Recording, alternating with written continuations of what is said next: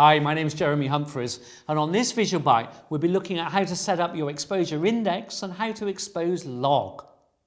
You'll be used on the side of the camera to your low, medium and high switch. Traditionally, when we're filming in custom, this is for gain. However, when we're in log, this switches over to something called exposure index. What does it mean? When I'm exposing for log, I traditionally overexpose by about 1 stop. I know my sensor on my camera is set to an ISO, a standard sensitivity setting of 2000.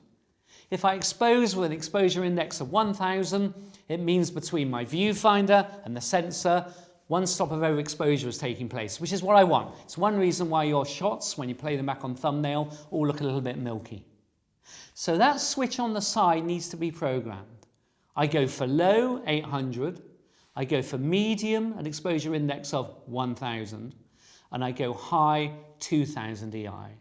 So I go into Menu, Camera, scroll down to ISO Gain and EI, scroll down to Exposure Index, and in terms of low, I set to 800, medium, I set to 1000, and high I set to 2000. So when I'm exposing, I expose normally. I use the EI setting of 1000, I have the monitor LUT 709 applied to the viewfinder, and I just use my zebras and I set my exposure totally as normal.